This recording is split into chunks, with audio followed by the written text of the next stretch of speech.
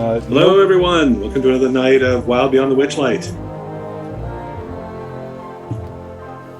Ashton, do we have any sort of announcements? We had a game over the weekend. I'm not sure how many people saw that. Or do you want to wait till the midpoint?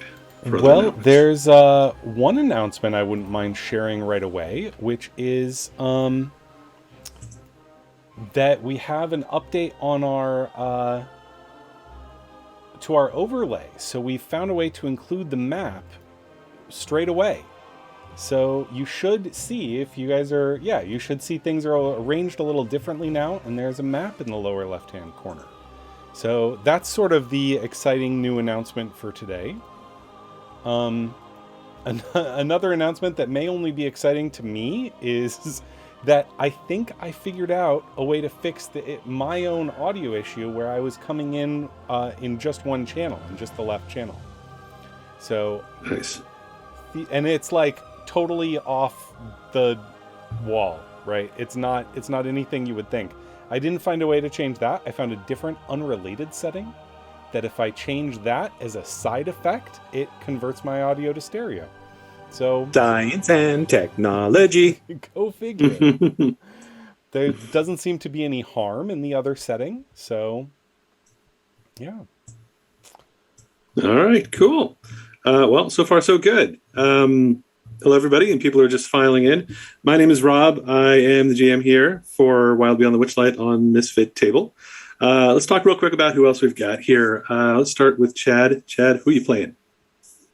Hi, everybody. My name is Chad Yarish, and I'm playing Samurand Lud, Lovable Rogue. That's it. Nice and quick. Let's do quick ones tonight. Sophia. Hi, my name is Brandon Jenkins, and I play Sylphira Eventide, Twilight Cleric of Selûne. All right, Ashton. My name's Ashton Maxaylor, and I play Thorn, a fighter with just a hint of bard to him. We'll come back to that in a moment. And Kelly. I play Tiana. I'm a gnome barbarian. All right. Cool. Ashton, when you mentioned the hint of bard, do you think that's going to change over the course of this game? How do you feel about, because when you first made this character, there was the idea of maybe having bard, and then you sort of abandoned it. Now you brought it back. And we just had this big battle. So now you've gotten your hands dirty with a fight. Yeah, I've gotten to experience the fighting side of it.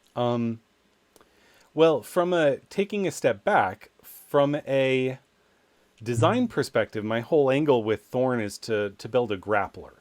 So that's something that I'm excited about. A lot of the abilities that are going to be kicking in under fighter that I'm going to be getting, it's really going to come online in the next level or two. My grappling was a little disappointing this last fight. And it's kind of because I took that dip into bard. But it made so much sense story-wise with that whole experience at the Witchlight Carnival and him finding the confidence of learning to perform in front of a crowd and feel comfortable with himself in front of a crowd. That's still a bit of a challenge for him. But he has that love of stories and old lore and knowledge, and I just think that's really cool. I think he has this latent charisma, latent performative side to him that he's just never embraced. And I don't know how much more we're going to see coming out of that. I'm not currently anticipating doing more in bard. I'm currently anticipating sticking with fighter, but that's mostly for out-of-game reasons, like the build I want, rather than, being 100% sure that's the right path for him character-wise. Yeah. Interesting. So I know that in the last game, there was a brief moment where you managed to grab a hold of Agdon's scarf and root him, at least in place, for a short period of time. He managed to slip away. But he is a slippery character. He is a... So I've noticed that in 5e there are many NPCs, the way that they're built, they're not built very strong. They make them as simple as possible. They don't give them a lot of little abilities. They don't even give them good saving throws for the most part. Agdon doesn't fall into that. He's very sort of fleshed out as an NPC, and I think you've figured that out in the last game. He could do a lot of things. He was all over the place. hard to pin down, and did some damage to your group. Although, in the end, you came to sort of a standstill here with him. I wanted to talk a tiny bit about that, and I wanted to go to Callie with Tana. You were going sort of toe-to-toe with him there for a few rounds. You didn't want to give up. Like, he wasn't going to get away from Tana. Yeah. What are your thoughts? I mean, that was a pretty fun fight. I'm glad that when I rolled on the wild magic table for this wild magic barbarian we've got going, it was the teleport that I landed on, because, man, that guy's slippery. That was so much. Who ended up branding my bottom and knocking me out. So I have a bone to pick with this guy. Yeah, you guys did really well, and especially Tana was like, had him like on his heels. He was not having an easy time of it. Even once he had blinded you, you were still right there, ready to go after him. Does that change anything about the way that you're thinking about Tana, as far as like, because this is sort of like this is the first real challenge of in a fight for the game that you've had yet. Like, when you fought the other Harengon, you kind of wiped the floor with him, I think. I did. And this was not the case. Although it sort of started off like you get knocked out a couple real quick. And then once Agdan got into the fight, it was sort of a different thing. Any thoughts on Tana going forward? I think she has a grudging respect for him now. I mean, she still doesn't like the guy, but she appreciates his fighting style and prowess and penchant for flair, since she also has that aspect of herself. What did you describe the brand ending up looking like when it was burned into the skin? It's in the shape of a triangle made from 3 rabbits, sort of like nose to tail. Yeah. It's sort of like that. It's basically like 3 rabbits chasing themselves and like chasing in a circle. But, well, now I've got a souvenir of the Feywild forever. You do. I think everybody has a souvenir from the Feywild at this point, don't they? I think at the end, I don't think anybody could see nothing but this glowing, fairy fire outline of him, I believe, right? That was so annoying. That's pretty much it. Speaking of that was Sulfira that put that on him, right? Managed to hit with that. I'm trying to remember if you tried once and it didn't work and then you tried a second time, or if it was just luck that worked the first time. It was luck that it worked the first time. I'd only used Fairy Fire once before, and that was to hit Sow Pig as she was floating through the carnival, so we could. Yes, that's right, and and this was a good time to use it because people were losing track of him all over the map. Yeah. How does Sulfira find? Go ahead. I was just going to say it was really lucky because it was a dex save, and I'm sure his dex save is like plus a lot. Yeah, it's his highest save. And like I said, most like NPCs, they don't really get like proficiency bonuses unless they're sort of thought out. And he's one of those that is not just sort of, they didn't leave all that much on the drawing table. They kind of fleshed him out. They made him a challenge. And you got lucky that he failed that save because he does have a good bonus.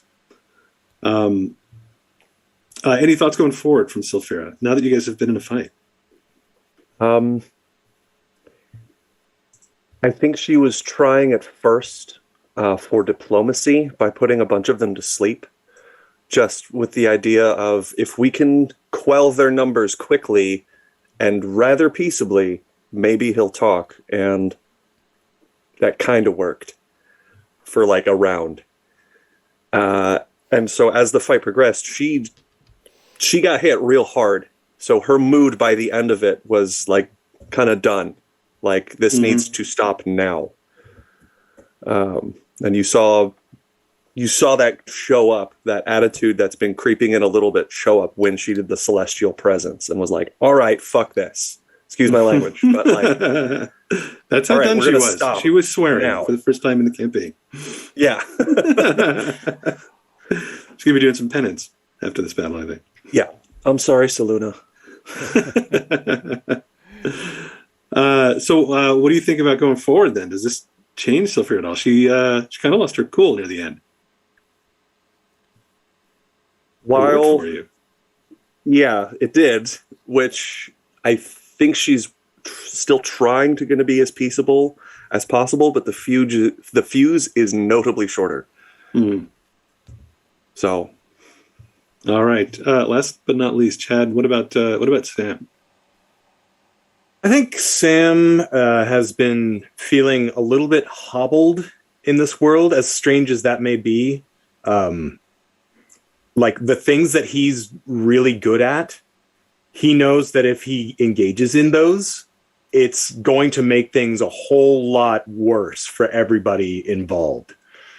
So he's been like, he's got this itch to just take and mess with things, but the stakes have been higher than I think he really realized that they were going to be. So he's been really reining himself in, and now that fight makes him realize he needs other avenues. He needs other ways to deal with things, and he's going to start seeking those out. Interesting. I'm very curious what those are going to be. I am too. I don't want to deal. I feel like I don't want to ask just yet because I want it to be a surprise because I don't know what you're talking about. We haven't talked about this yet. Maybe we do need to talk about it on the side so that I know how to prepare. Not to prepare to like defeat you, but to help you if you need anything from me. Because I like changes in characters. I like development, and if they can incorporate the world in some way, or at least you can, I can know what you're going so that I can pave the road. So to be, or put obstacles in your path that make it more interesting. But yeah, that is interesting. Yeah, or a little bit of both. It is interesting because Sam does have like a bit of the Feywild in him, what does it feel like for Sam to see a character like Agdon who has no tethers, who seems to be, breaking the laws of Prismeer and the Feywild with abandon and without any consequence? That's inspiring to him. That's like okay. Road forward. Say squad goals. Squad goals. Like he came into this world and everybody's like, whoa, this place is weird, but he's been living in it in the last 8 years, and even though like he doesn't remember really much of what happened to him, like he feels alive in this world. He doesn't find any of it strange. He just finds it exciting and fun, and there are so many possibilities out there, and like trying to toe this line so that he doesn't get everybody else in trouble is an interesting dichotomy for him. That is interesting. Sam being sort of the one, you've shown a lot of restraint since coming here. Like back in Glen Hollow, when you were a kid, Sam was the one that would get you all in trouble. In a way, here now he's like, this is serious. You can't just. He's put limits on himself, while everybody else, like Tana, is like, I'm going to murder that guy. and Sophia is sort of losing it, and Sam in a way is still I don't know, it's interesting. It feels like it's a weird turning of the tables in a way. Well, and I think also part of it stems from the fact that he got kicked out of the Witchlight Carnival, and he lost everything because he didn't follow the rules. So he's like, all right, I have to now find this balance to get whatever it was that I lost back. You're trying to find, I think I get that. You're trying to find, it's like you're looking for the line so you know not to cross it, but you also kind of want to know when you can. Is that sort of what I'm hearing from you? When the time is right, he will definitely step across that line. Yeah. All right. Okay, well, I think that's good. Kind of have a grasp on where everybody is after that fight, because it was a hard one. And you didn't necessarily win, nor did you necessarily lose. But you're also now at this point where you are standing on one side of this sort of little, waterway with a bridge between you and Agdon Longscarf, and only one of his Harengon brigands left at his side. he has, all you can see is sort of like this shimmering shape from him because of the spell that Sulfira put on him that sort of outlines him in this fairy fire. The brigand that is next to him is looking down kind of at the boats and a bunch of like slumped over Harengon, some of them unconscious, some of them bleeding, in the swamps. This was a bit of a bloody fight. I had asked at one point if people were pulling punches, and a couple of you weren't. You're like, nope, not anymore. This was serious. Even though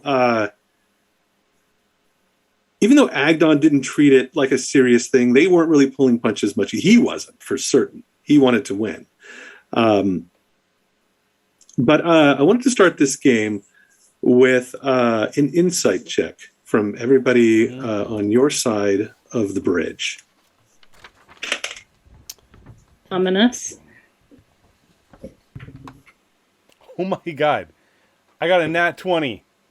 First 20 of the night, yeah! Yes. Nice. And I am I'm so proficient sorry, in it. Ashton, if this is a group test, because I got a 1. First one of the night, yeah! A 20 and a 1 right out of the gate. Let's go. We're off to a great start. Woo. I got a 15, so that kind of sits us in the middle. Mm-hmm. I about got a Sam? plus 2, so that brings it to 22. I got a 13 plus 0 is 13. 2 right in the middle of the road. 1 who is, I think, maybe too angry to even look at the subtleties of this situation. And then you got Thorn, who looks across the bridge, is trying to sort of gauge what's going on with this, flaming outline of Agdon. And Thorn, you're the only one that glances sort of to the side and takes in this last brigand that is on the walkway with Agdon. And you see that she is looking down at like the bodies of like her other companions, some of them dying, some of them unconscious. And she doesn't look okay with this. She looks defeated. And she keeps glancing sort of to the side every time Agdon's talking, and he doesn't stop through this whole thing. He's like sort of lording this over you, like, he feels like he still has the upper hand, and like he's sort of negotiating with you, but you have no idea if it's in good faith or if he's just looking for another angle yet. But Thorn, there's maybe a flaw in his beliefs in what you see in this other brigand. That maybe his leadership is, he's only got like 1 follower left, and she looks very doubtful. Interesting. At some point, I'd like to interrupt whatever his monologuing is to address her and You say, if you want to tend their wounds, we won't try anything if you put your bow down. She sort of glances to the side again at Agdon, and he stops for a moment. You can't tell what he's looking at because you can't see his eyes. But he says, "Oh, yes, go tend to the wounded. Make sure they're all right. We'll have a burial for those that didn't quite make it. Heroes all, of course. Heroes all." And she does what you suggest. She kind of shoulders this crossbow and hurries down off the planks towards the Harengon that are bleeding. The one I believe that's under Tana is actually unconscious from a sleep spell and not dying. At least I don't think so. But there are others, a lot of them kind of to the south, over near Lettuce Bee and Clapperclaw, who are hurt. And this last Harengon comes running back across the bridge and leaping to the side to check on them. I think this has sort of reminded Thorn. He got kind of swept up in the fight and pretty pissed off because Agdon was hurting his friends.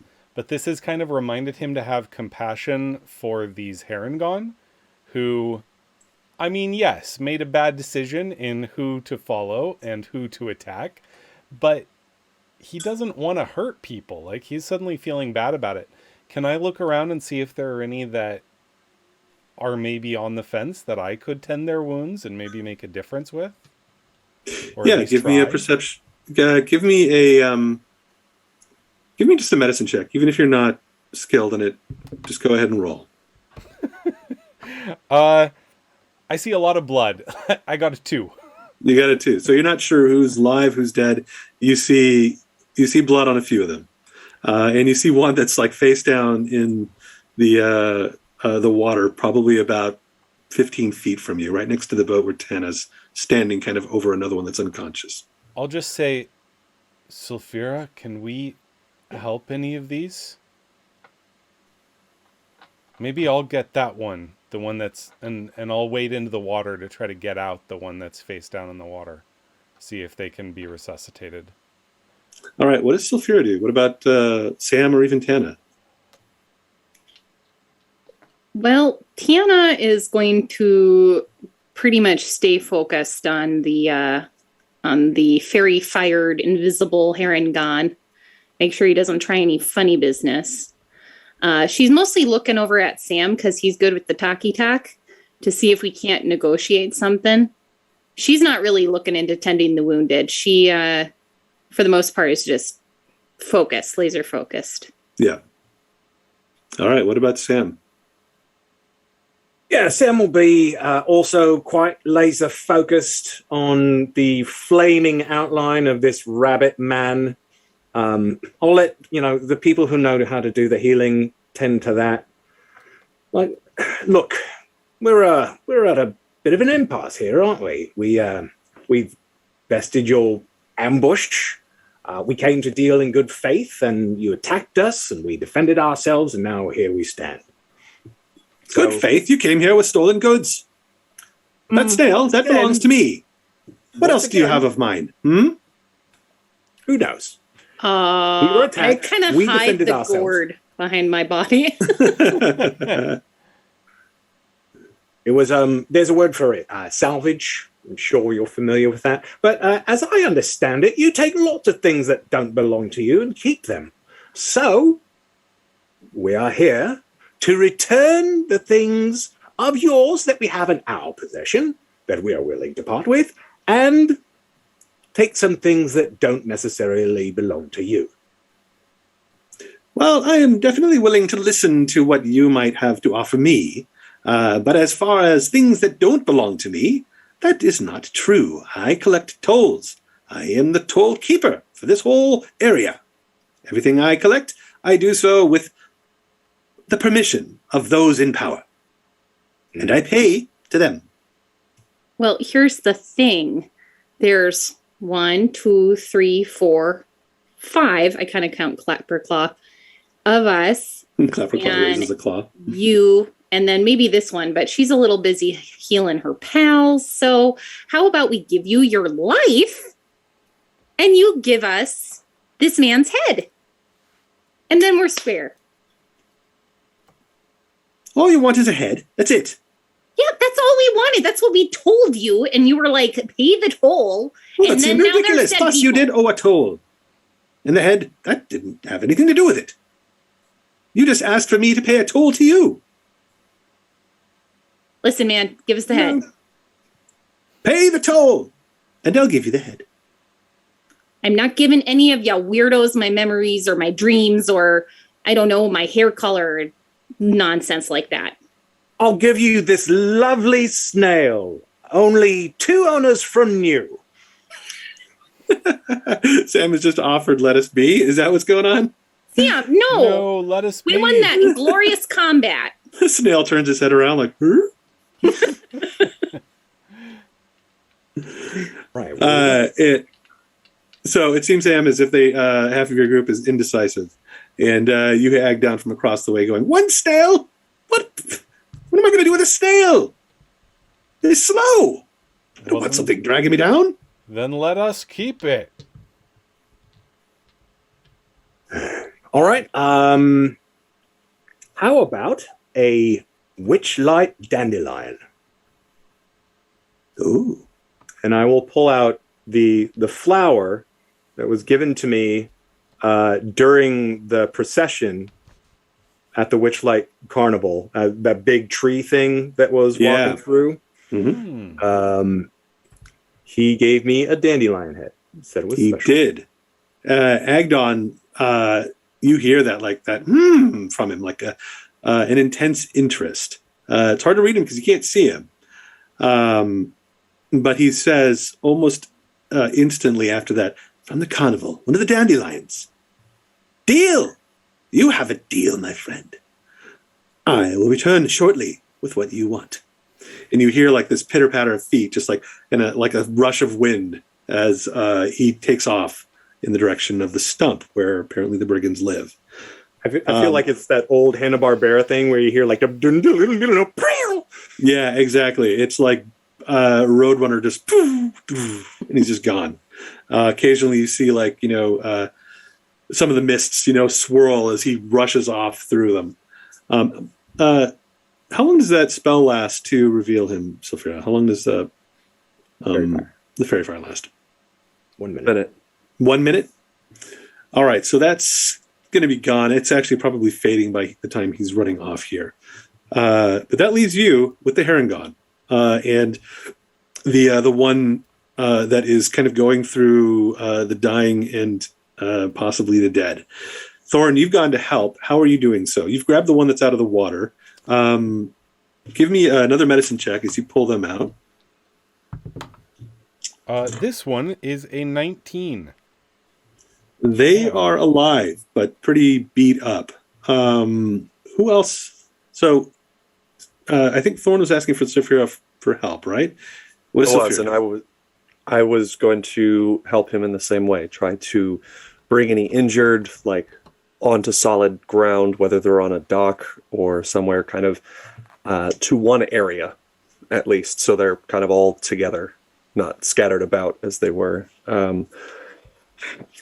I would like to do, I'm not proficient in it, but I do have, at least character-wise, experience with the dead and dying. Mm-hmm. So would you allow some sort of check to stabilize any that are close to death? Anybody can use medicine, even if you're trained or not. Okay. You're just not going to have as good a chance of doing it as someone who's got proficiency. Okay. You don't have Spare the Dying as a spell, I'm assuming. Oh, no, I do!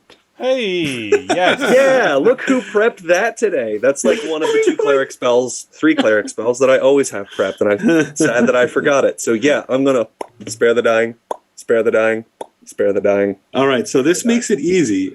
So you can do that at range, I believe, right? Like 30 feet? No, it's touch. Oh, it's touch. All right, so you got to run around and do that. There was another one that had fallen off the back of the boat. I'll check them real quick. They're not one that's going to be gotten to easily. That's not good. Yeah, that one has floated away and sunk. You're not sure what happened to them. The other ones... I think we can guess. Crocodiles. I wasn't going to say it. But yeah, it's the gators. Oh, these guys are hardy. Except for that one. I will volunteer myself to go get ones that are difficult to get. All right, so there's only one that you are unable to save. Sulfira being able to sort of rush around and do this sort of Spare the Dying on them helps a lot. And Thorn, you mentioned grab that one that's out of the water. Tana still has one that's unconscious next to her. We'll say that the bandit that has run over has probably rescued another one as well. So only one that perished, one that fell off the boat and drowned. Or got eaten by alligators or something else under the water. So before they come to, I would like to also take away their weapons, but like not tie them up or anything. Just put the weapons just a little out of reach. Yeah, some of these are not coming to for a while. You guys really laid them out. When you're doing this, when you're helping sort of pull them out of the water and try to nurse them back to health and stem the bleeding for those that are, the one Harengon that has come over to try to rescue others looks at your group, and you can it's a female. You can see now that she's up close. Rabbit folk. It's hard to kind of tell them apart. You've never met them before, but this one definitely has sort of like a feminine sort of look. And when she speaks, it's in a feminine type of voice as well. And she says, "Thank you so much. Thank you for saving them." And she kind of looks back, like through the mists, in the direction of the stump, like where they live. She says, could you help me bring them there when this is over? They'll need to rest. Yes, of course. I just wish it hadn't come to this. I just wish he hadn't run off. It was so rude. You know, I loved all the stories about Agdon Longscarf, but I'm not sure I like him very well now that I've met him. He's very full of himself, but he's famous, and he has helped us. Has he helped you, or has he helped himself, which in turn has helped you somewhat? She looks around and says, I don't know if you've looked around this place, but this swamp, this is not where we normally live.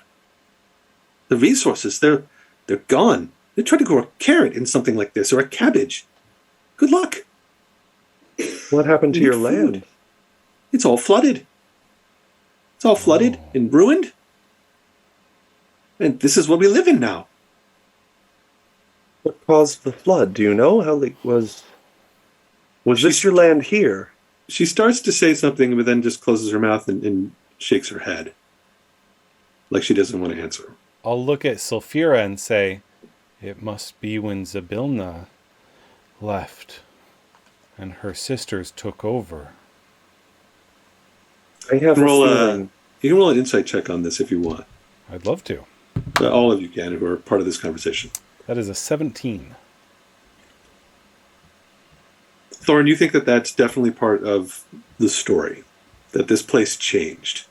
Got a and when you're saying 24. that, a 24, what about for Sam and for Tana? 19. And 5 for Sam. His thoughts are elsewhere.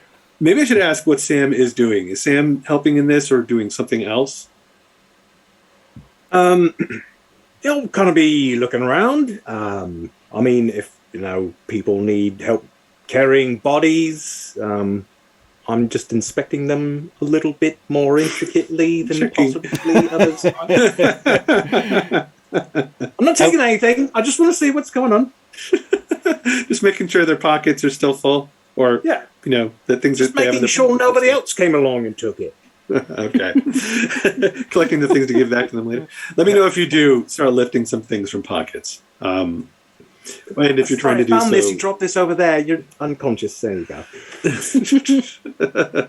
all right. So the rest of you roll really well on these insight checks. You all realize that the change in rulership of these lands must have changed this land itself. Sulfira, you're almost certain that this even goes beyond that.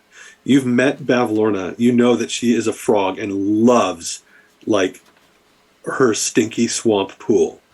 You suspect that she has more to do with this place being the way that it is than the fact that Sibilna is no longer ruling it. Yeah, I'll go with that. I think it's about enough that you can learn just from sort of observing the situation. Interesting. And it also seems as if she doesn't want to say anything about Bavlorna. Like she doesn't want to lay blame, on what the cause is. Of course. How tall are Harengon? They are anywhere from 3.5 feet to 5.5 feet. They tend to be a little bit short. Some of them are technically small creatures, but not as small as gnomes. Okay. I'm going to approach her and gently put my hand on her shoulder and say, the person you serve, Agdon, he works for the person that probably did this to your swamp, or your land, and turned it into a swamp. We've met that person, and based on your reaction to what we're saying and asking you, I have a very strong feeling that we're talking about the same person. Bavlorna, have you met this one? I have. We have taken things to her hut. Tribute. Her portion. Mm-hmm. What kind of things? Well, sometimes they're just little trinkets that we take from people, things that are important to them. Sometimes it's money if they actually have it. Most people don't.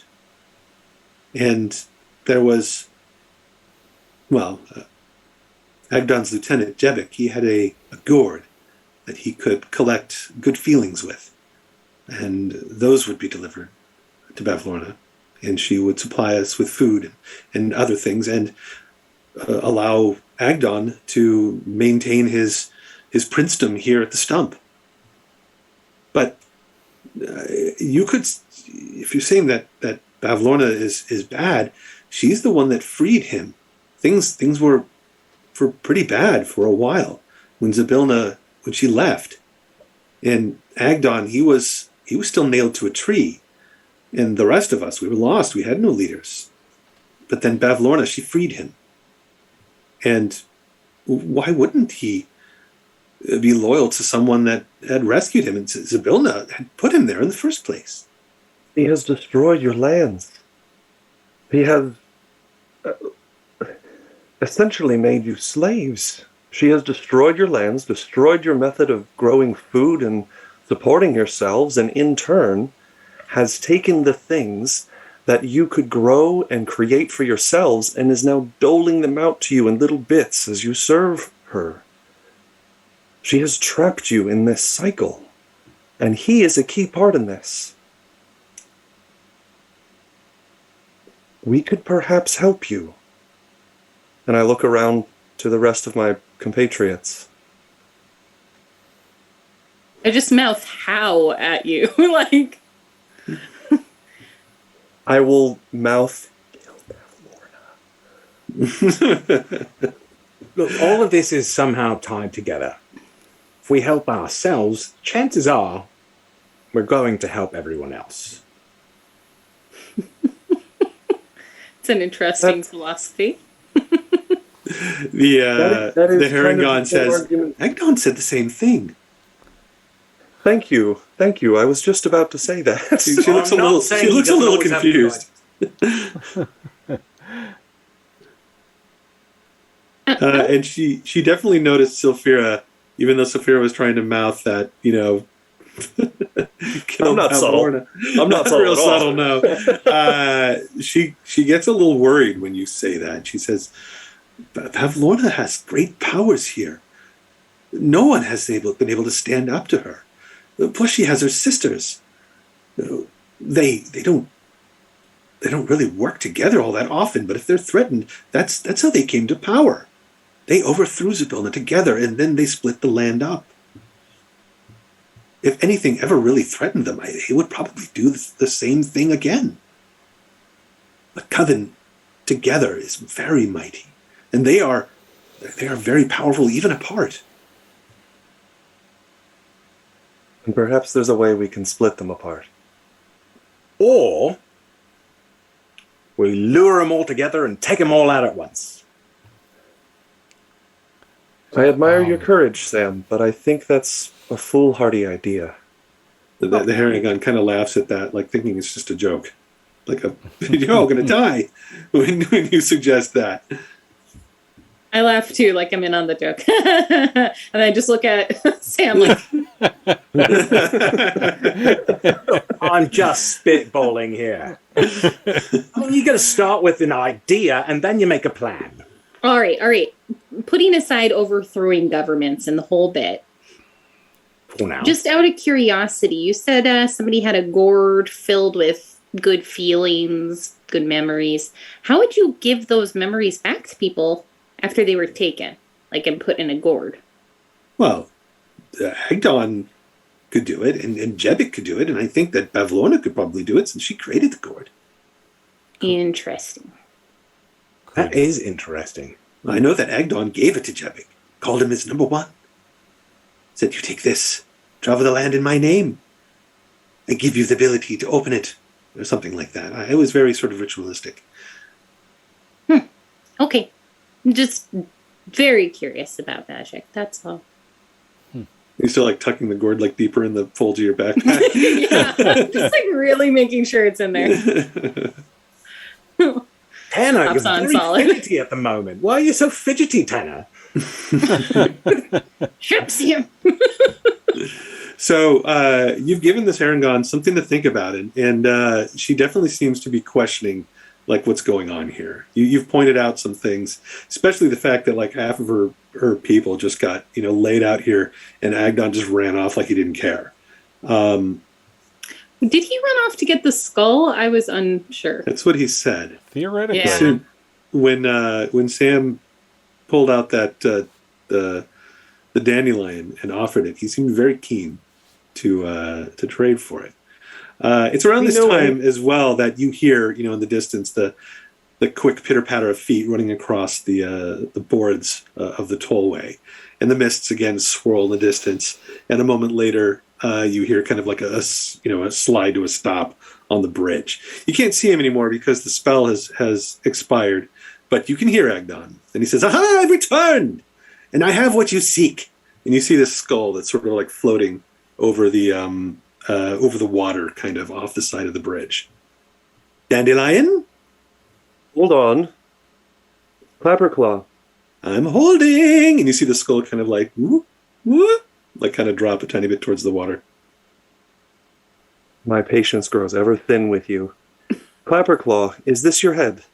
And Clapperclaw is like climbing around the snail to get a better look. That's my head! That's it! It's so beautiful! Oh, I've missed it so much! And of course, it's like a stag skull with like giant antlers. It's going to look ridiculous on his body, but he is overjoyed to see it. All right, same time. Sam, hold on. Agdon, you seem very, very interested in this flower. Seemingly just a flower. Why? Oh, nothing is as it seems in this place. Right. Perhaps you'd like to elucidate on that. No, thank you. I think not. Not today. Deal's done. That wasn't part of it. And you hear like a zip and like his feet running across the boards. And he's approaching Sam at speed. A moment later, Sam, give me a perception check. 2. All right. Wait. Sorry, I've +4 makes it 6. +4 makes it 6. All right. Almost as if by magic, the dandelion just is gone from your hand. Like 1 second you were holding it, then there's like, and it's just gone. And you see like over your head, the skull like sort of flying through the air to land in the mud behind you. I go to do a diving catch for it. All right. Give me a dex save. Let's just see how this dive goes. I want to see roll a 1 and just go ahead. What was that, 21? All right, so you grab it without any incident. Of course, Clapperclaw's like, no, as it's like sailing through the air, but it wasn't really in any real danger. And you capture it, and he's like, oh, that was a close one. And you hear Agdon's feet, retreat back across the bridge with a sort of a triumphant, ha ha, I've got it, it's mine. Your wishes are mine now. Wait, what? You just gave me a wish. A Witchlight wish. Oh, okay, but not his specifically. Oh, I don't know.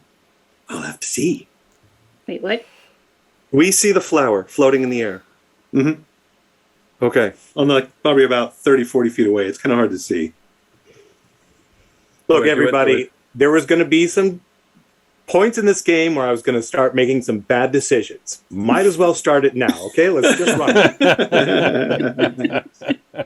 Here is a question, though, and I can't remember if Sam made a wish when you collected this. I don't think I never did.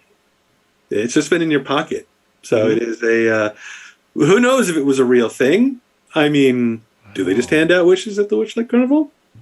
Agdon seems to think that this is important.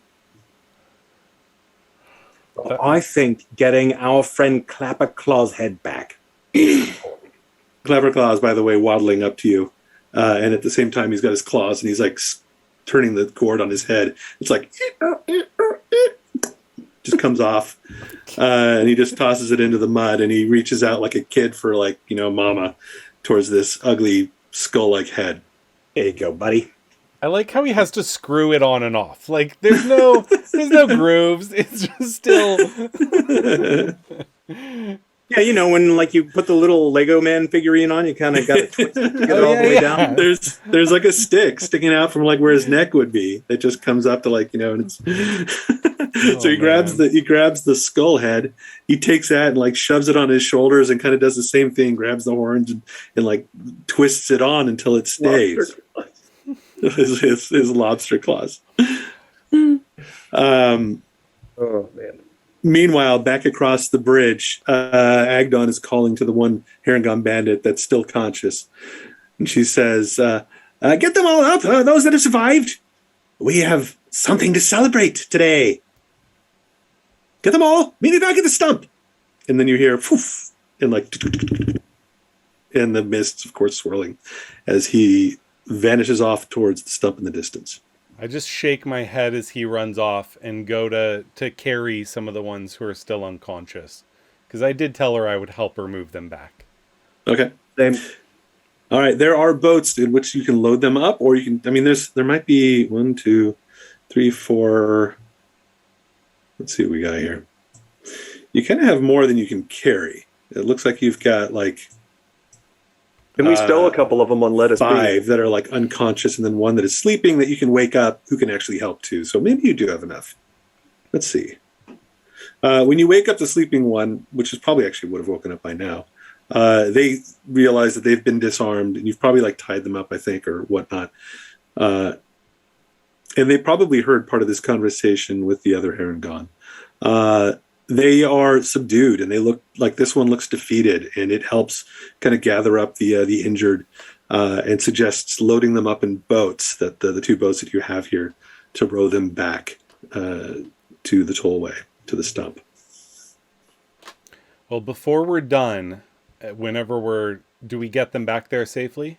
You do. When you make it back to the stump itself, it rises about 50 feet or so above the swamp. You can see that some of these these tollways, these wooden walkways, actually go underneath it, like under the roots and kind of into like these hollowed areas beneath the stump itself. But there are like sort of wooden ladders and carved sort of footsteps that go up to the top of the stump, and that is where the Harengon take like they're injured.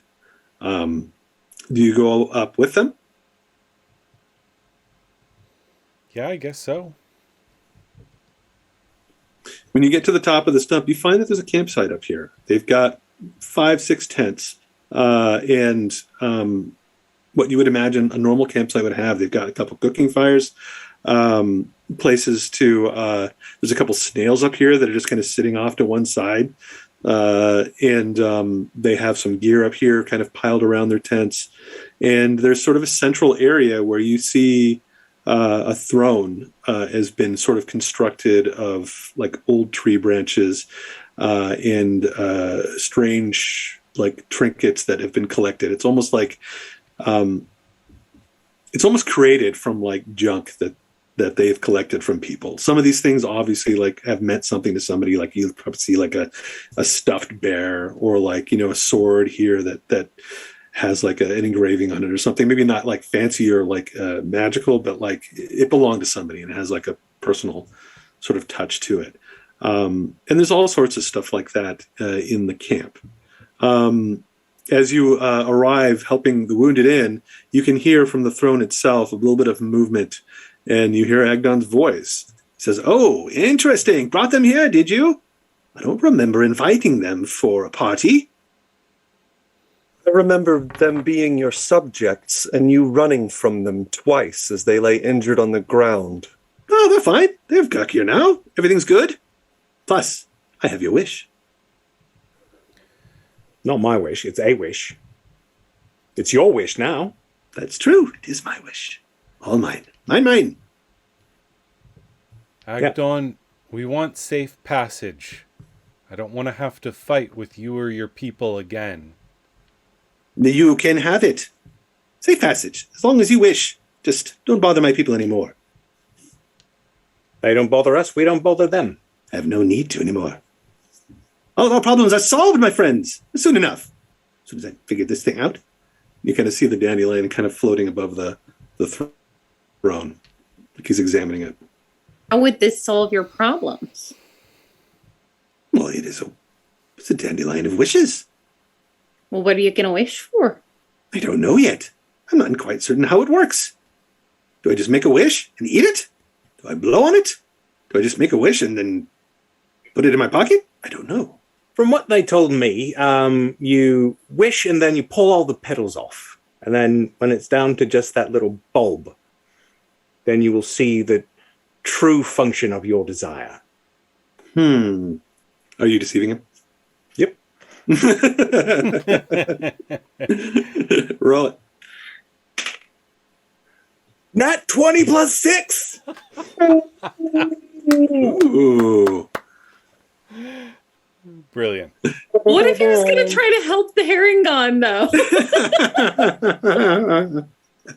Lovable rogue! That would be Oh my hilarious.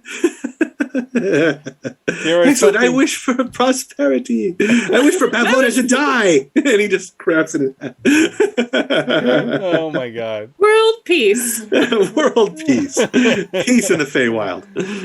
All right, that's two bad decisions today. Shall we go for it? He seems to be considering it very intently. And you see some of the little dandelions kind of tugging a tiny bit. He's almost ready to pull them. But he hasn't. Maybe he hasn't quite decided yet what to wish for. You have no idea if this is going to be what is required or not. I think you suspect that this is the wrong way to do it. All right. So, are you making yourself scarce before this wish goes pear-shaped? Probably. That sounds right. Yeah. Let's get All out right. of there.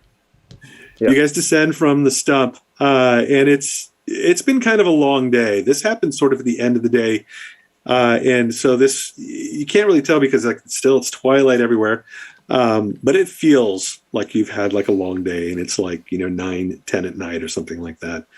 What do you do? Where are you going next? I feel like you're just leaving this place without a destination. Well, Do you have one? Clapperclaw knows where to take us. He has ideas. We have to recover that package, right? That was farther than this. Yes. Does anybody remember? You need to find a hunter that Bavlorna had basically commissioned to collect a specific beast for her. The name of the hunter is Ugfunk Stinkbottom. Think bottom. Yes. Bullywug Hunter Extraordinaire. And I have it as 2+ days out into the swamp. Yes. And from You're about my a day out at this point. Okay. Well, maybe we should go find some place to hunker down and rest through the night. Yeah. How is everyone looking right now? A little Physically beat up. or mentally or spiritually or What are your what are your physical hit points and your spiritual hit points right now? So your lovable cleric is at 7 hit points and 1 spell slot left. 1 first level spell slot left. Which I was really debating on using to cast sleep to make him fall asleep so we could get that flower back and run, but didn't happen. I saw that you were thinking something real hard. Yeah. I was.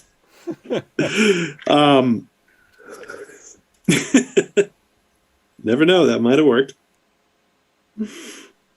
Might have. Might have worked. My hit points right now, thanks to some healing, are 14. Mhm. And spiritually, my bottom is sore and I'm tired.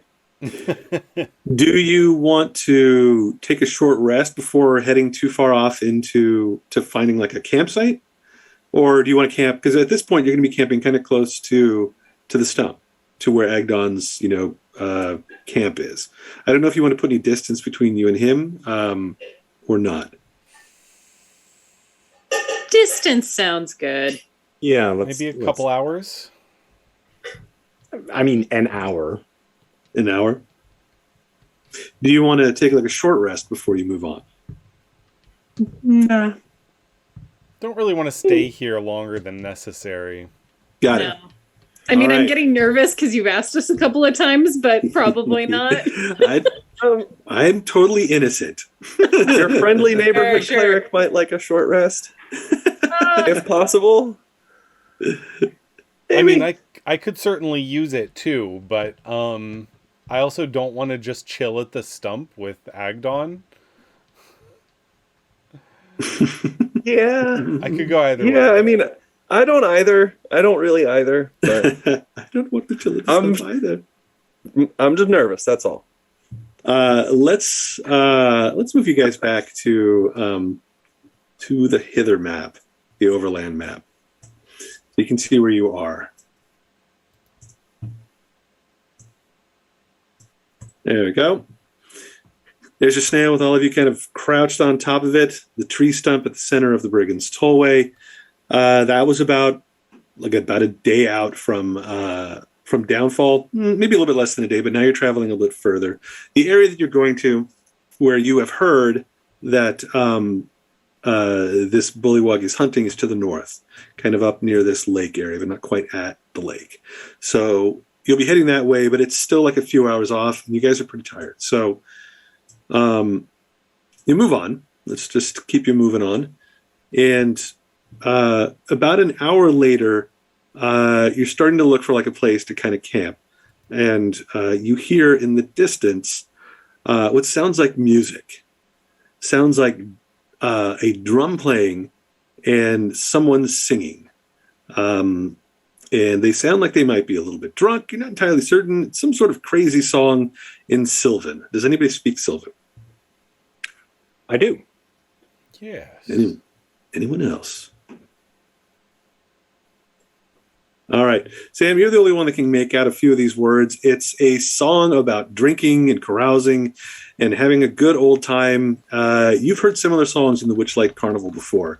In fact, you've probably heard a version of this particular song. It's one that you've been told comes from the Feywild and is known to be sung by satyrs and fauns.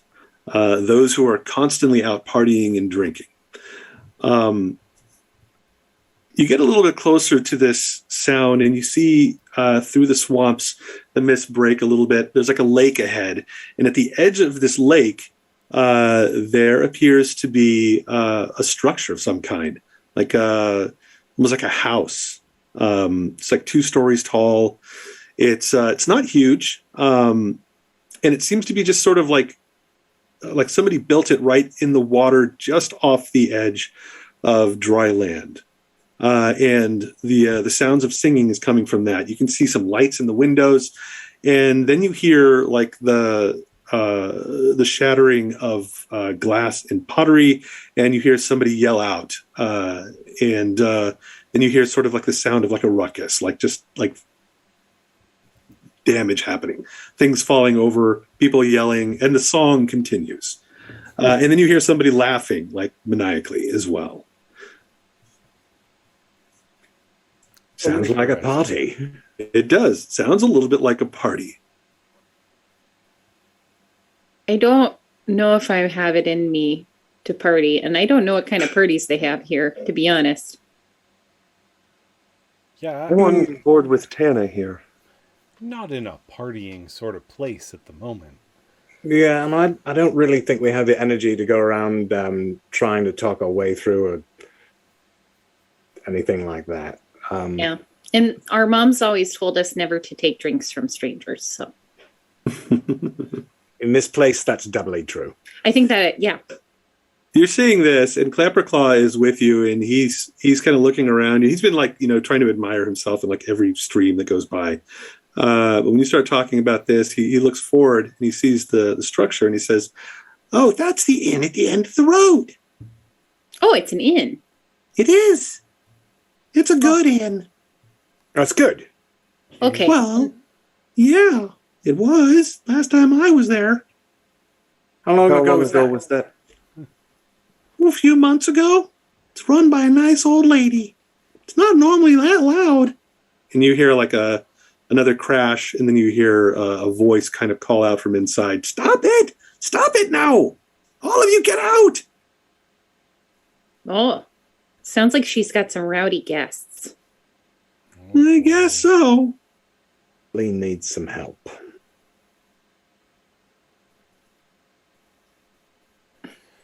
Well, maybe right, we should go over there.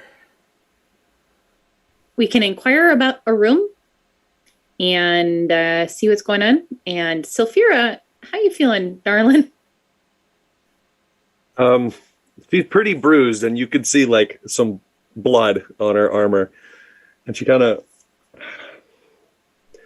I've been better, but I will survive. Rest would be nice soon. If I'm to be of any help to anyone, divinity-wise, I need to rest soon. Well, let's get you a room. Okay. All right. You head to this structure. When you get close, you see that on the lake, kind of down near the shore, are two large creatures, and it takes you a moment to recognize them as very large frogs that are like about 4 feet tall. And you see that they've got little packs kind of strapped to them, almost like saddlebags. And then over to the other side, you look and there's like this little pool that's got mushrooms, giant mushrooms surrounding it. And you see suddenly two of the mushrooms in that patch move and realize that they've got eyes, and they've got like these real like little spores kind of hanging off of them. And one of them stands up, and it looks a little bit like a mushroom, a cross between a mushroom and a dog.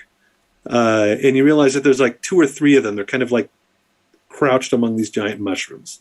They don't come out, but they kind of like, one of them stands up and kind of like looks your direction and sort of does like a sniffing thing, like, oh. Hi, cuties. Oh my God, can I pet it? I would not do that. Its mouth opens and you see it. It's got sort of like these jagged like teeth. It looks kind of terrifying. But this sort of long tendril-like tongue kind of lolls out the side, and it's just like, and like drool is coming out of its mouth, and it's just kind of looking at Tana, who is, talking to it like it was a puppy. Oh, who's a good boy? So it's just like goo comes out of its mouth, and it doesn't necessarily have like eyes. It's got like a couple of spots like where eyes would be. You have no idea how this thing senses the world, but it seems happy to have been called out and recognized. You see that there are 3 of them kind of crouched among these mushrooms.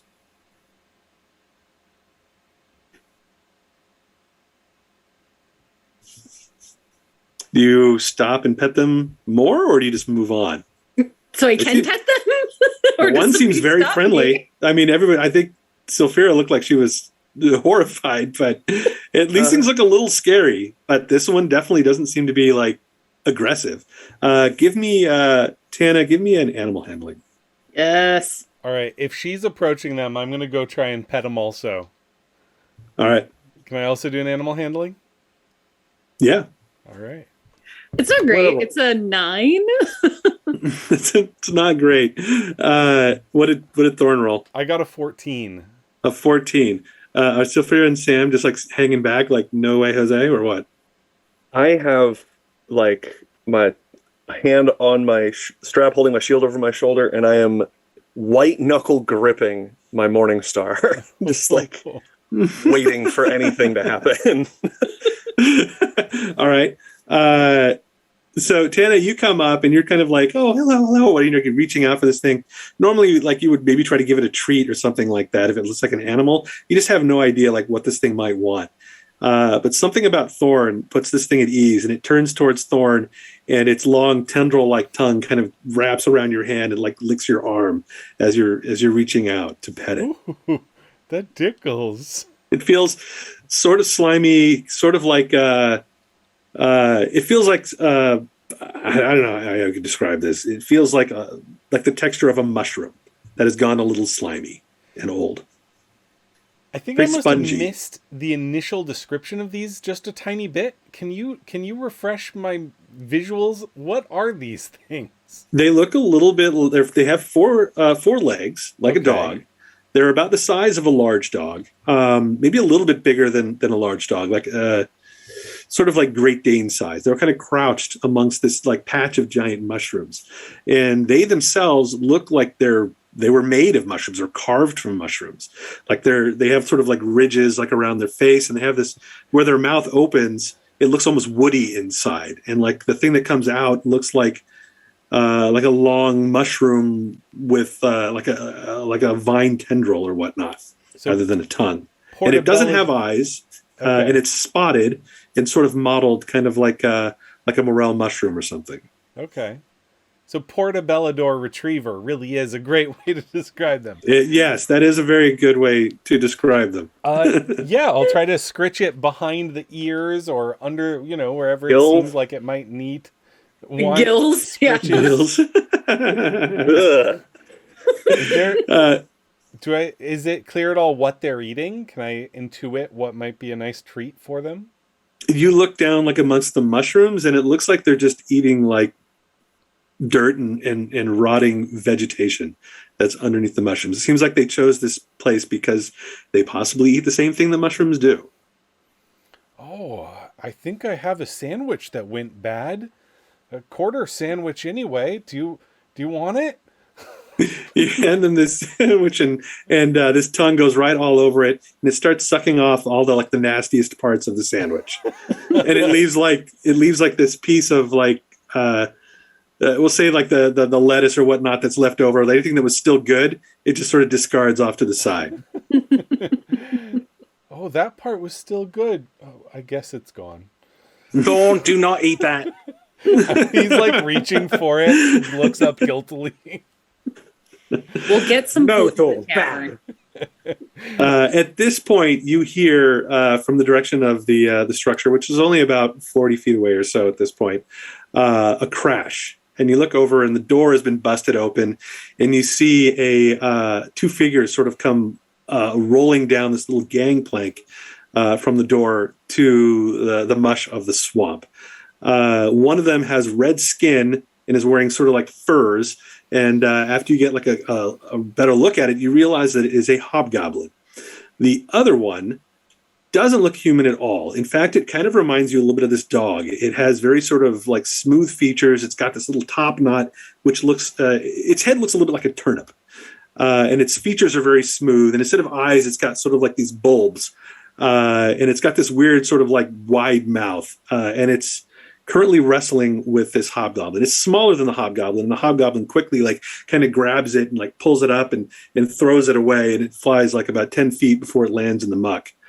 And then the hobgoblin starts getting up, and you can see that it looks like a little drunk, like it's staggering a little bit. And the other creature kind of rolls to its feet as well. You see that sort of it's dressed in sort of rags or whatnot, and it looks back like briefly in your direction as you're like, kind of petting this strange mushroom dog, Portobello hound or whatever it is. And it says something that you don't understand at all. It sounds just like, and it points at you.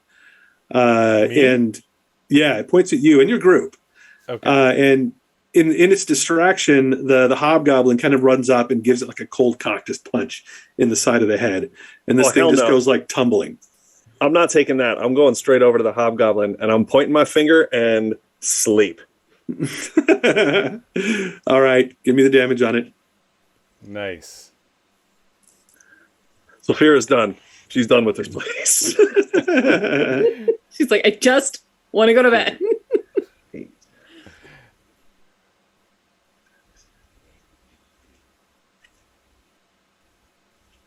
25. All right. The hobgoblin, like after it punches this creature, sort of gives like a victory, sort of like, and then it like suddenly its eyes, like its mouth goes even wider, like, and it just falls over and like right into the muck. The creature with it also falls over into the muck, and both of them are sleeping soundly in the swamp about 25 feet or so from you. You can see now that the door is open, that there's light and warmth coming from from the inn itself. And you can see other figures sort of weaving like in front of the door. You see another red-skinned hobgoblin with two of these creatures like hanging from it, just stumbles by the door. Like one of them's like hitting it with a cup as it goes by. And you can hear like the sound of a ruckus just happening from within. And the music continues to play. I'm going to look back to the rest of my party mates and kind of crack my neck and just nod towards the door and throw my shield down and grip it in my hand, and I'll just start walking towards the front door. Wait, Sulfira, Sam, see if you can break them up. Get them to leave. And I'm giving you a bardic inspiration. I mean, yeah, that's what I'm walking towards to do. I'm just like encouraging a peaceful resolution attempt first. Try the talky thing. All right, so I've already got my swords out. I'm like, yeah. Thorn, you look over and Tana's like already got weapons out and like a sort of a dark grin or whatnot. Saphira's over there like cracking her knuckles or whatnot. I am straight up walking towards the tavern at this point. All right, well, when I see them going, I'm going to give the mushroom dog one last scritch and then try to disentangle and hurry after them. All right. I'm assuming Sam is following after or taking a different route or what? Oh, no. Yeah. Okay. This is a good spot, I think, to take a little break, like a 5-minute break. And when we come back, you will enter the inn at the end of the road and find out what the heck is going on here. Boy. If, you can solve, or if there's a problem and it needs to be solved. I just hope it's not a problem that requires a lot of hit points or spell slots. We'll see in about 5 minutes. Everybody hang on, and we will return very soon. But first... Real quick, folks, a word from our sponsor. Finding true love is hard these days. With all the dating apps, websites, and terrible singles night events, getting out to meet an honest partner who vibes with you can be really challenging. Especially if you're a person with more bestial tendencies. Where is Love is a new dating website specifically geared towards lycanthropes, and our success rates are over the moon. But I'm just some guy reading the ad copy, so don't take my word for it. Listen to these testimonials. So there I was, a lonely were-rat, munching on some dead guy's corpse in the sewer. When I says to myself, I says, Reggie, you gotta get back into the games. Look at yourself. You're a mess. Stop eating garbage. So I took a bath in the cistern, got on Where Is Loves, and within a week, I found the loves of my life. Now, me and Pamela and our 39 kids munch on dead guys' corpses together. Thanks, Where Is Love?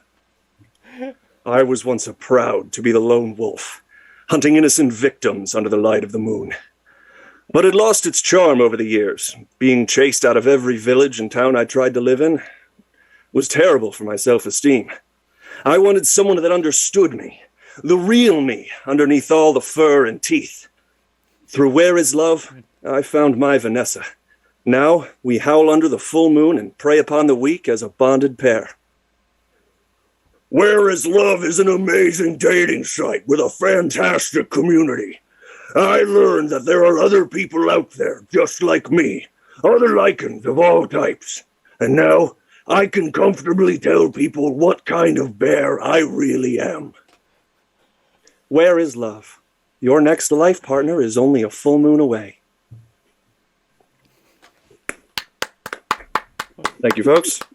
Thank you. Bravo. Nice. Testimonials. I loved it. Oh, man. All right.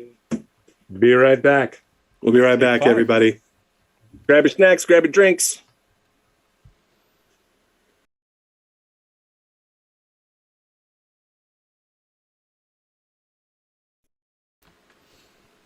Hello, everyone.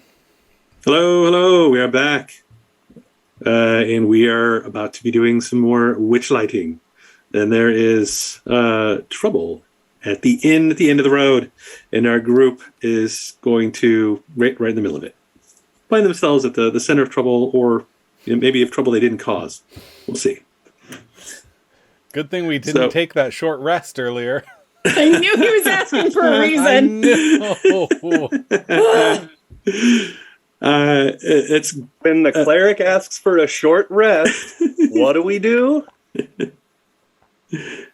Time and a place. That's right, nothing. what right. does the GM do? That's right, Kate. The GM says, "So, do you want to take a rest? For rest now?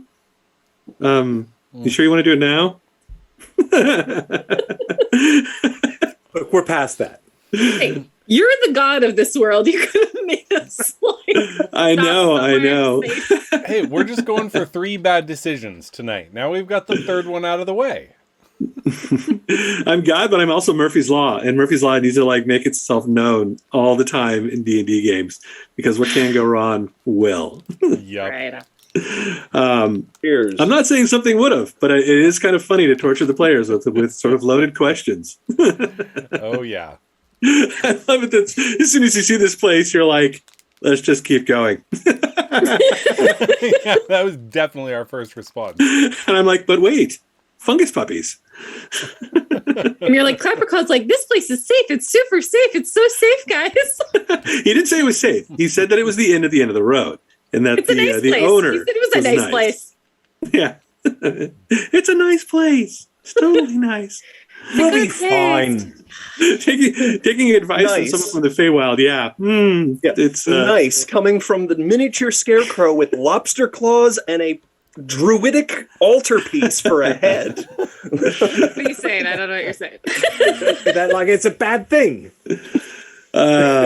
Speaking of which, I actually have a new token for Clapperclaw, and you're going to see him now that we're going to a new map. We're going to go to a map that shows the inn at the end of the road, and you, as you walk in, see that there is a bar fight in progress.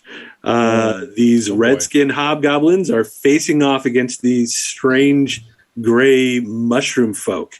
This doesn't seem to be a lethal fight. It seems to be a whole lot of fists flying and food fighting and kicking and knocking people over and choking and stuff like that. And overseeing this entire debacle are 2 other people. One being an older woman that's standing behind a bar who's trying to like get them all to leave, and no one's paying attention to her. And a satyr who is sitting at the end of the bar on top of a keg of beer, playing some drums and singing his ditty. This is sort of the scene that you witness as you walk in through the front door. And here is the map that you can have fun with for the inn at the end of the road.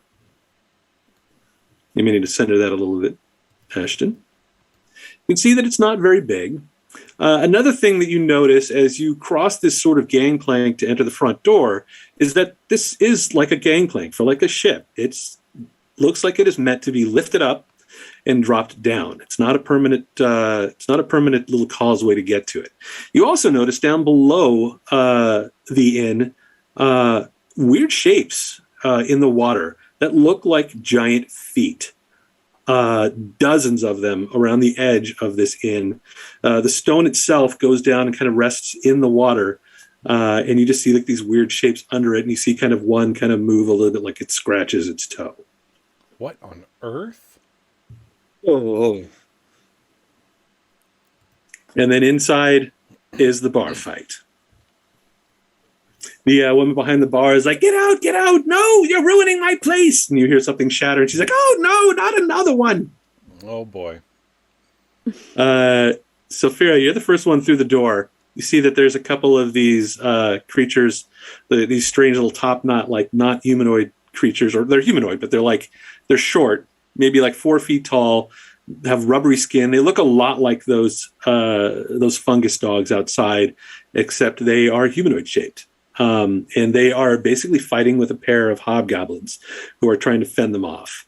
And the hobgoblins are just laughing and having like a good old time, like this is sort of a big joke. Over on the other side of the bar, there are 2 other hobgoblins facing off against 3 other of these creatures. And you can also see kind of at the far side of this room, and the room itself is not very big. It's about, 40 feet by 30 feet or so. And then there's a section that goes back to like a kitchen area that you can't quite see behind the bar. Also to your right, there are stairs that go up to a second floor. You're assuming that's maybe where rooms are. What do you do? Saphira's first one in. I'm going to step into the room and say, by Seluna's holy light, is there absolutely no respite or peace in this place? What is wrong with all of you? One of these little creatures right next to you, and you're only like a few feet away from it. It's like grabbing onto the leg of a hobgoblin, like pulling at it, and it looks up towards you, this weird little top knot, like shaking the top of its head, and just goes, and you understand nothing that it says. And then the hobgoblin kicks it, and it kind of goes flying past you and skids across the floor. And the hobgoblin says, "Drinks on them!" And it grabs a cup off the bar and just chucks it in the face of another one. I'm just looking between the two parties like, okay, which one do I hit? Which one do I hit? Let me out. Sophia, you look around this group, and then you suddenly meet eyes with the satyr who's playing these drums up on top of the bar. He smiles at you and kind of winks as you step in through the door, and he says, "Here to have some fun?" You don't look like you're having fun. I want to make an insight check on him immediately, if I can. Go ahead. Okay, because I suddenly think something here. Yeah, Sam? I would like to do something after Sylphira does whatever she's 17.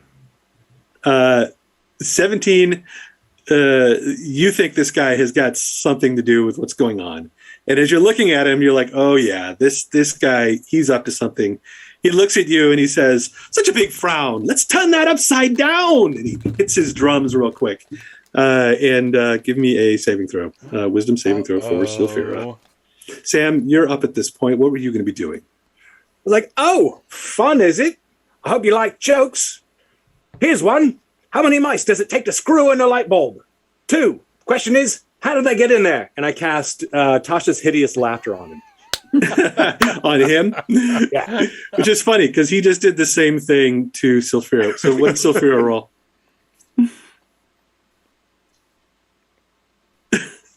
Oh, no.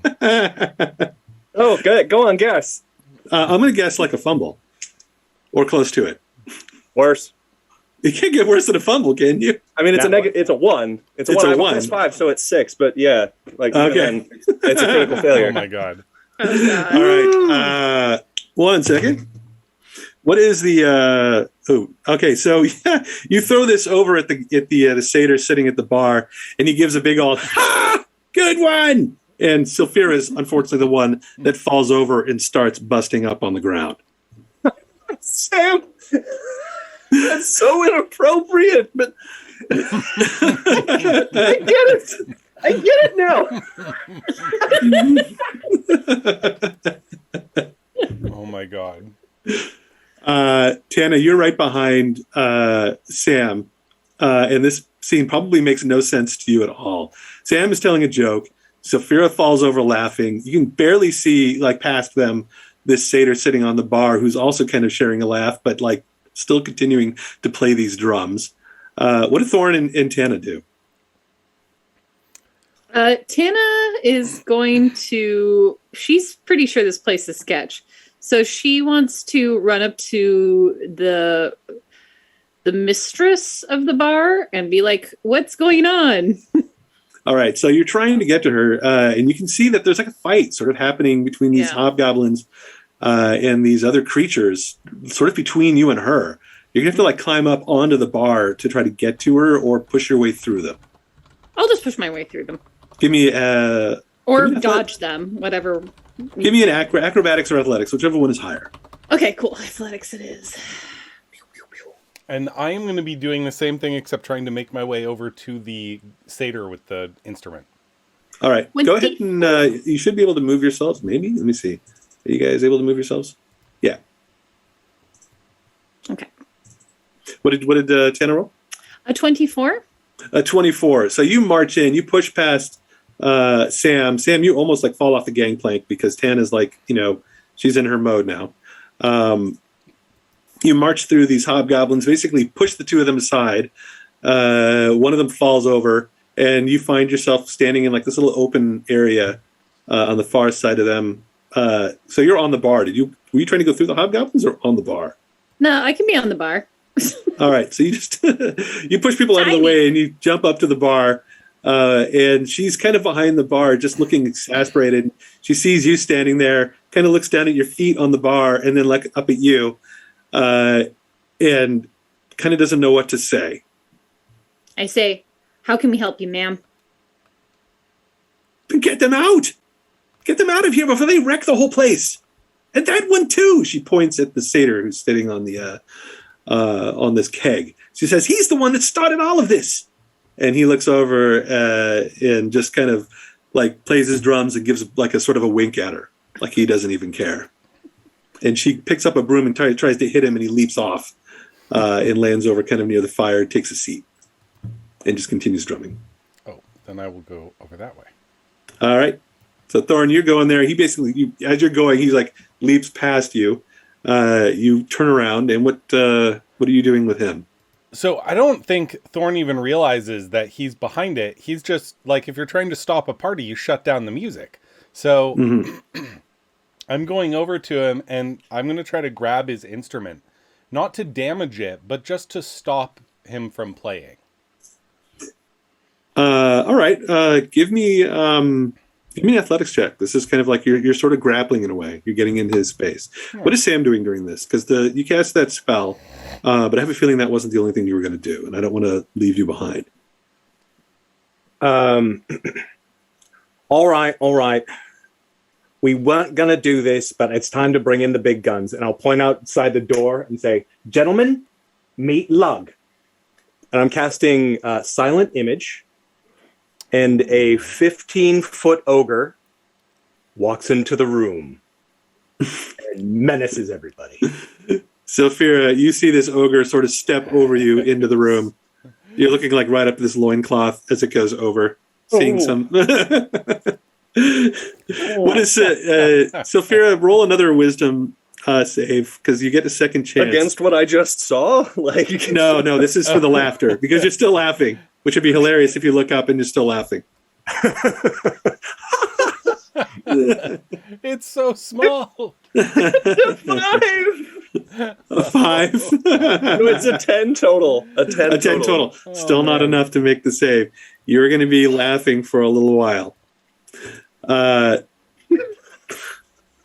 right, so I think I've got an ogre that I can throw in here. Oh, boy. You said like a giant, just big ogre, right? Yeah. Big, mean looking. All right. I'm going to give you control of this so you can actually put it wherever you want. Okay. And there it is. Boom. It steps into the room, and the woman behind the bar who, Tana, you're talking to, she sees this thing and is like, "Wah!" It's kind of like stumbling backwards, holding this broom up like this has just gone from bad to worse. The satyr who's over in the corner sees this thing come in, and just at the same time, Thorn, you're grabbing for his drums. Let's do that first. Did you roll that athletics check? I did. I got a 24. Ooh, that's good. Yeah, he probably sees this thing like behind you and is just distracted, and you just throw your hands on top of it and the music stops. And you see like he's got these big eyes and his mouth is kind of hanging open as he's looking past you. And then you look behind you and you see right over you this giant ogre which has stepped into the room. I think my jaw drops. But I will gather my thoughts enough to follow through with the action I had planned, which is to lift my head back and just bellow at the top of my lungs in a no-nonsense voice, "Everybody out!" Give me an intimidate check. That is Can I assist him with that? Sure. Yeah, roll it with advantage. All right. The ogre just points out the door. That is a 23. A 23. All right. So with that, a bunch of them start they all kind of stop in mid-fight. This whole place just suddenly freezes. And you see over in the corner, these two hobgoblins getting ready to punch one of these little creatures that are two of them are hanging on its arm. And they're just looking over at this giant thing. On the other side, Tana, behind you, you see that the other two hobgoblins have kind of stumbled back a bit. One falls over, and then this little guy next to him just scrambles out the window, terrified. And you hear a bloop as it makes its way out and falls down to the water below. They basically start trying to clear out, but this ogre is in the way of a couple of them. The satyr, you've got your hands on the drums. He kind of looks down at the drums. He looks at you and then up at this ogre, and he's like, "This is very weird. Is he with you?" Yeah, he's with us. Now, the ogre can't actually make sound, right? This is a silent image? Silent image. Okay. But I will kind of under my breath, yeah. Can I contribute by throwing a minor illusion that sounds like an ogre growling? Just a little. Sure. Do you have minor illusion, right? You can create sounds. Illusion. Yeah. Go ahead. So you cast your own spell. When you do this, everybody, this gets the room moving quick. That low growl, and everybody just starts filing out. They're leaping over Sylphira as they go, and are just running out of this place. And we'll just drag them all out. Some of them you see running towards the frogs. The other ones running towards those weird fungi dogs. And they all clear out real quick. The only one that doesn't is the satyr. And he stands up from the chair that he's in and sort of nudges the table. And as he does, the table sort of pushes into this ogre, because the ogre is big. This area is kind of small, and the table slides right through its leg. And the satyr's like, oh, tricky. But you gave yourself away there, guy. He looks to you, Thorn. Good thing they don't know anything about magic. But I do. I know all sorts of things about magic. Oh, You just turned this party into a poop. What are we going to do now? Well, we were going to ask for a room and get a good night's rest and then head out in the morning. We'd be obliged if you could keep it down. Well, that's terribly boring. It is, isn't it? I think tonight's entertainment is over. So maybe I should just skedaddle. Meanwhile, Saphira is still on the floor, laughing. Do I keep making saves, or how is this? No, I think with this thing, let me check real quick. I can't remember if you make a save every round or if it's you get 2 and then you're kind of stuck. I always get a little confused between this version and at the end of each of its turns, it takes, and each time it takes damage. So I'll just kick Sylphira. To damage Sylphira. Yeah, make another save. Roll damage. Okay, that's a 16. That's enough. 16 is enough. Finally. Jesus. As the last of them are filing out, as the last of the hobgoblins and these other creatures are filing out of the inn, you overcome this spell. I'll just pat his drums gently and say, I think we'd like it to be quiet hours now. All right. Okay, I had my fun. No one in here to entertain anymore. Can you make that thing dance? He points at the ogre. Oh, yeah. And I'll... Reminiscent of a time when I was in some magical armor and somebody made me do... Give me a performance check. Oh. Got the dance memorized after that. Performance of 8. 8. All right, so nobody expects an ogre to do a great dance, and it's not doing one right now. It's maybe doing a little bit of the Ally McBeal scary baby dance or something. Sure. And he kind of looks at it, he's like, need to teach you some better tricks. Yeah, we're working on it. So who are all of you? Came in, busted up my party. I was having a great time. And the woman over in the corner says, I wasn't, and this is my establishment. Throw him out too. And he's like, whoa, no need to put hands on me. I'm all cool now. Being quiet, not playing. You heard the lady. Better get out.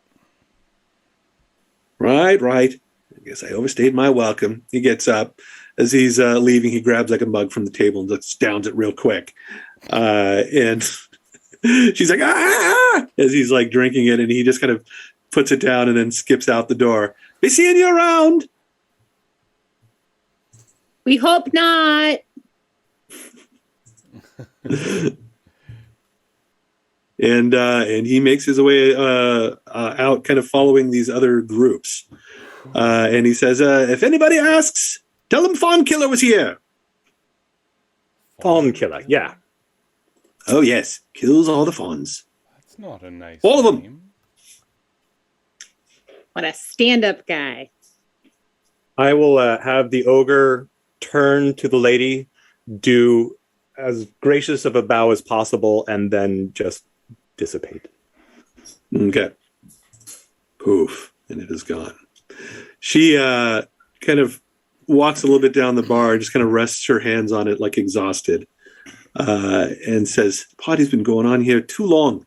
Couldn't get them all to stop. I've seen that satyr here before.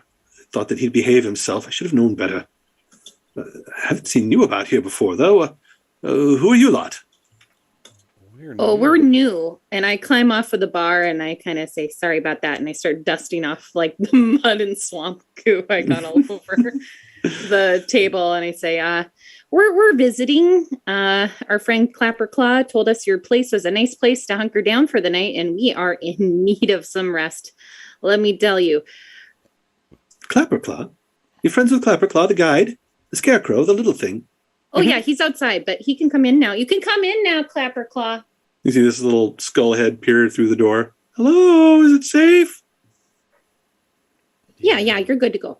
The guy told a really funny joke as he kind of walks in. As he was leaving, there's a couple guys out there rolling on the ground.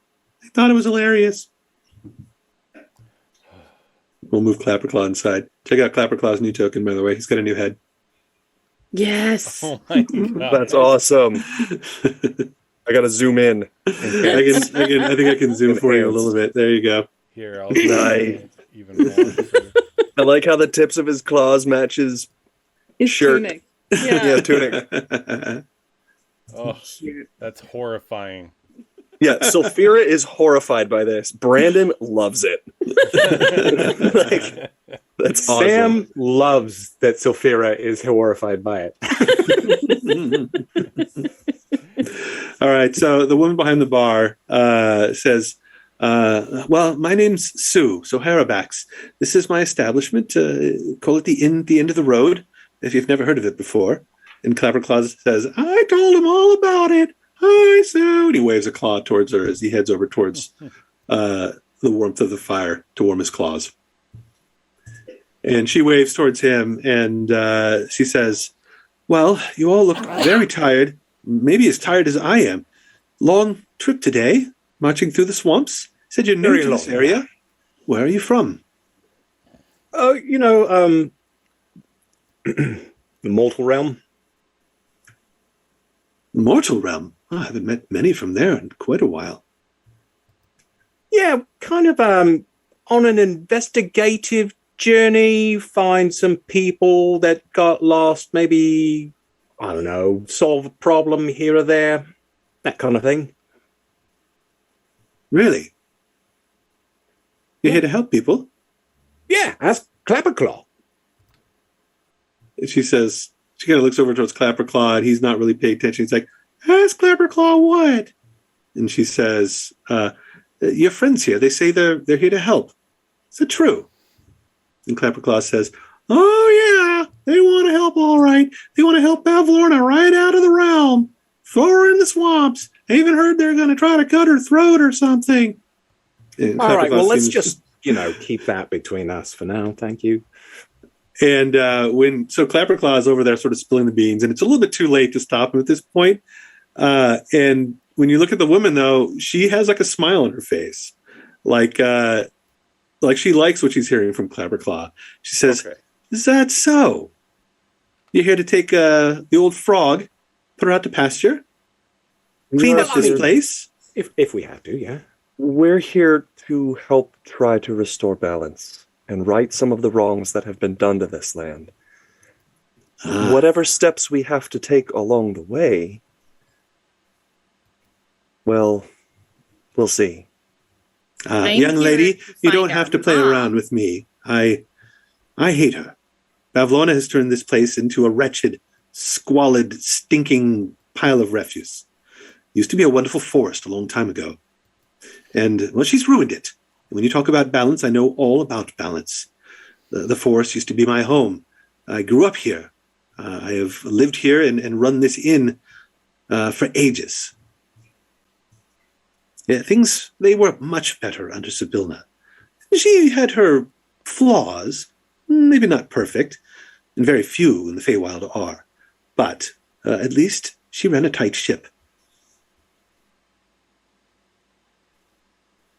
Thorn just kind of looks around to make sure nobody's listening. Like, I want to look at the windows and see if anybody's listening in, just a little bit nervously. You look outside, the only thing you can see is one of these little sponge dudes, like, climbing up the cliff, the one that, like, jumped out the window. And he doesn't seem to be paying attention. You're not even sure if they even spoke your language. The rest of them, by the way, they've headed over towards these mounts. A couple of them have mounted up on them. They've woken up the one guy that was put to sleep earlier. And you see, like, the hobgoblins are making their way over to these frogs, and you see they've pulled out these strange long pieces of wood, and you realize they're strapping them on like stilts to their hands and their legs. And they start basically marching off right through the water on these stilts. Wow. Cool. The other ones, they take to their little frog mounts and they head off in a different direction. But no, there is nobody around. No one near the inn, and no one apparently hiding within the inn itself. Which way did the bard go? He went out, and you're not sure where he went. Like, you weren't watching when he left. He must have gone somewhere before, before the rest of them gathered themselves up. Okay. In fact, I'll just grab him and just move him out completely. Well, regardless, It's possible that he's still around, but you don't see him. Okay. Well, regardless of why we're here, we do need some rest. Do you have any rooms available, maybe? I do. Not many ask for rooms lately. This place has become very poor. Very few can afford them. Most just tend to sort of make their way as they do in the swamps. But I do have clean rooms. You'll find none cleaner here in Hither. And because you've thrown the rest of them out and helped me clear out the inn, I'll give them to you for tonight for free. Oh, appreciate that. Very generous. That's the first good news we've had in a long time. Thank you. Well, you're the first good news that I've heard in a long time. Before you go to sleep, are you hungry at all? I'm making stew. I have fresh bread. Oh, yes. Thorn's stomach grumbles loudly enough for the whole room to hear it. I mean, I suppose we could stay up a bit longer. All right. So she scurries back into like this small kitchen area behind. When she opens the door, you can just smell like fresh food come, the smell of baked bread and like herbs and spices from some sort of stew. The interior of this place seems to have the ability to sort of ward off the stench of the swamps of Hither. And if you don't look out the windows, you can almost imagine that you're in a small inn somewhere almost like back home. Like, it's cozy. And although it's a bit of a mess right now because of the bar fight that had just happened, she's already kind of going around and cleaning up these messes very quickly. Like, when she brings out food to you, she quickly heads over and starts making, cleaning up spots that were dirty and mopping up the floor. I'd like to help out. Yes. Also helping. I'm just like prestidigitation. All right. In very short order, this place is back in, ship-shape condition, and it's very well maintained, very clean here. You don't see mold on the floors or on the wood. The windows are clean. Like I said, it's like this weird little haven of something normal in Hither. Anything that you want to do during that meal, or do you just want to just eat quietly? And go ahead, Brandon. What do you got? What's her name again? I'm sorry. Her name is Sue. Sue Harabax. Miss Harabax, if there are any broken items, set them off to the side, and I'll be able to repair them in the morning. Nothing major, but any cups or chairs or anything that needs mending, I can help fix some things. Oh, you're a carpenter then? No, more of repairing in a magical sense. Not your home, but like small things, cups, that kind of thing. I'm good at these sort of things myself. I think by the time you wake up in the morning, you'll see this place looks like it never happened. What those little fiends did. Oh, fair enough then. And as she says that, she picks up like a mug that's been shattered into pieces, and she kind of folds it back up in her hand. And as she does, she's whispering some sort of a spell that you recognize as a mending spell. And little pieces start coming back into shape. Ah, precisely what I was going to do. Wonderful. I appreciate the fantastic, gesture. By the way. Oh, thank you. This is amazing. Thank you. Passed down to me by my mother, long time ago. I can It's tell. a specialty of the inn at the end of the road. The stew is. What road is it referring to? Well, nowadays there are no roads here, so I suppose we're the only inn. Maybe the last inn hither. So I suppose it's appropriate in some ways. I hope it's not the end of our road. Oh, I don't think so. You should be safe here. Oh, good. Most people know not to cause trouble here. This is a neutral place. Even the bullywugs know to behave themselves, and Bavlorna hasn't bothered us. Not since she first came here. Came and told us how things were, but then promptly left and never returned. I don't think she ever leaves Downfall or that cottage of hers. Doesn't seem to.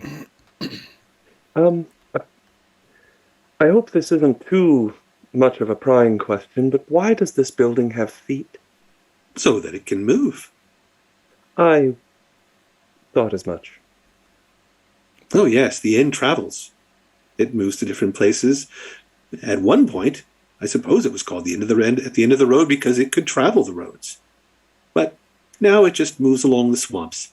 Luckily, the feet are still strong and long enough to wade in most of the deepest depths of the pools and lakes of Hither. Does the inn move around frequently, or do you kind of stay centralized for location? I'm just curious, will we wake up tomorrow in a different place? Oh, no, I won't travel tonight. But tomorrow, if you stay, we may be moving on. Can't stay in one place too long. There are not that many residents here. Many of them are very nomadic, moving around. Those hobgoblins, for instance, they bring me eggs.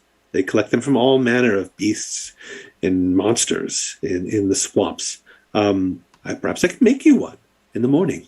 Something special, perhaps. That would be good. I like mine sunny side up. Ah, good. Yes, sunny side up. I can do that. Haven't seen the sun in years, though. How is that you do that? Do you set them on fire? No, you just fry one end and then you leave it nice and yolky and sticky. Oh, yes. Okay, yeah, I remember now. Right, if you are moving the house tomorrow, did you have a selected direction in mind? No, not really. Is there some place that you need to go? There is, actually. We do need to travel a bit further north, about another... I look to the rest of you and say, about a day or so, right? Yes. Really? Where are you going? The lake is that way. The dark and deep lake. No one really goes there. Are you going that far?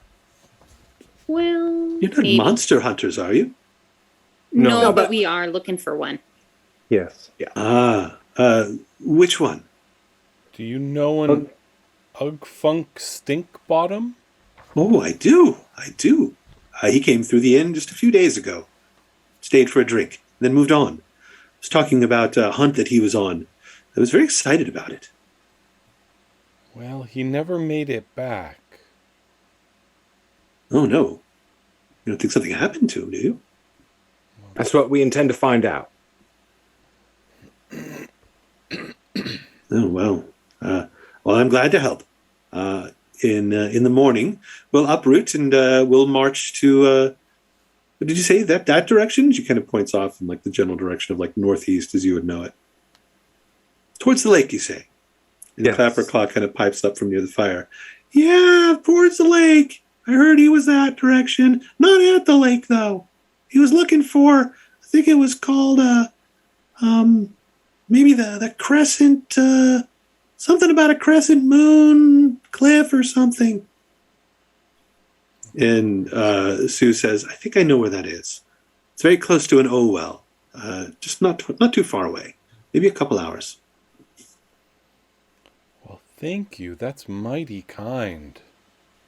That's the least I can do for the things that you've done for me. And you have dinner, and she leads you to rooms upstairs. There are 3 up there, pretty small. Seems like there's one room that's set aside for her. You can split yourselves up however you wish, but you get a full night's rest in very comfortable beds with nice, clean linens. Yes. It's warm in here, but not too warm. And in the morning, you awaken feeling refreshed. I don't even have to use my dry firewood. No, you don't.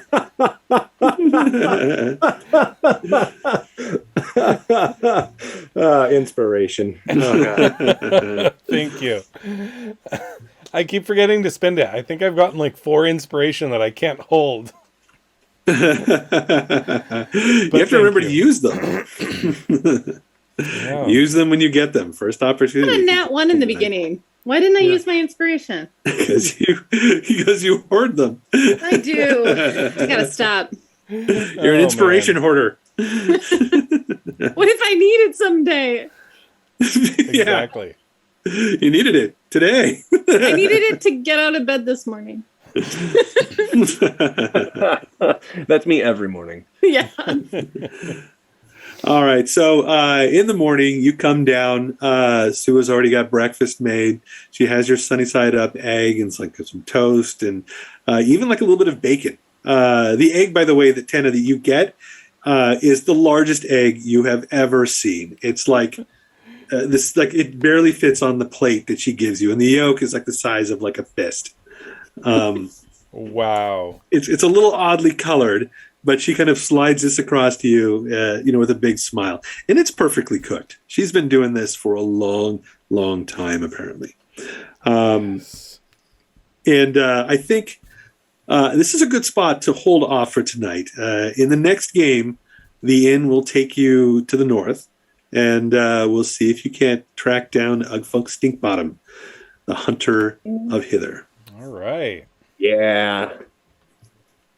We're in a mobile home, guys. You're in a mobile home. You're in a mobile home in hither. Just look out for tornadoes. It's probably, if there is one, it's going to hit this place.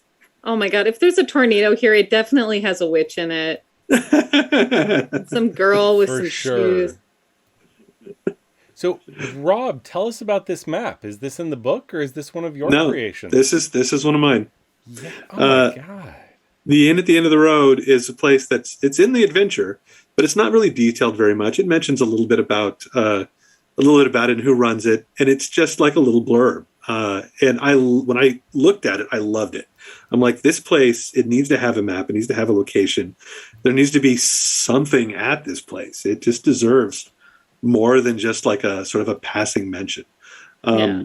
Some of the other games that I've run, people have kind of they've made their way through it, and there's been different sort of encounters for those that have.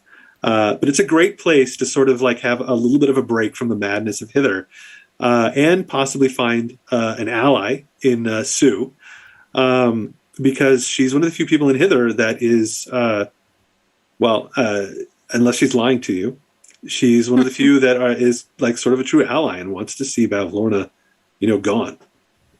And sort of, when Clapperclaw let it slip, she was instantly like an ally of yours and like wants to help you.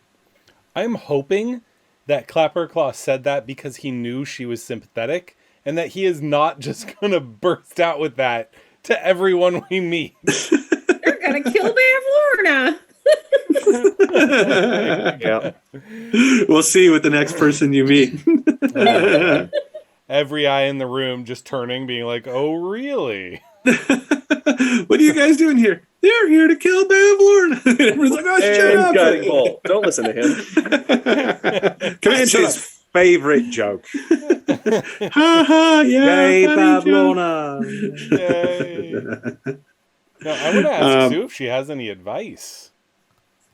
We can deal with that in the next game. I think she probably might have some advice. You do realize that she has some minor magical abilities. You don't know how far they go. I think Thorn might recognize some of it as druidic in nature, and not necessarily like arcane or like divine. You don't think that she's like a priest or anything like that. More like connection to nature. Mm-hmm. She's also mentioned, like, at least once, when you mentioned restoring the balance, that seemed to like resonate with her. There was a reaction to that. Awesome. All right. Any last things before we sign off for the night? Thanks for everybody that joined and stuck around and watched, and thanks to the everybody in the chat. Thank you so much, everybody. Everybody that's been piping up, we'd love to hear from you. I apologize, I don't have much time myself to kind of jump into the chat to talk to all of you, but I usually go back through it to see what sort of stuff has been said.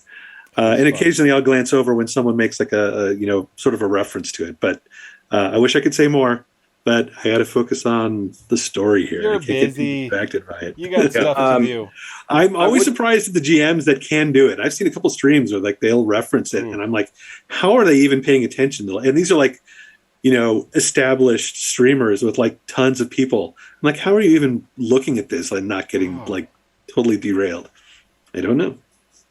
I was just going to say, please feel free to join us on our Discord server for more chat about the game, and hope to see you there, and hope to see you next week. Or if you have ideas for commercial breaks or advertisements or items you want to see us turn into really stupid commercials, throw them in there. Yes, that too. We will take all any advice from people coming in. You're the early birds at this point too. We're still gathering an audience, and your voice is going to be pretty loud, and you're probably going to be the ones to be remembered later on too. If you pipe up now, don't be afraid. Don't be afraid to say something. Right on. Awesome. Good night, everybody. Good night, Good night, everybody. Don't suck. See you next Tuesday.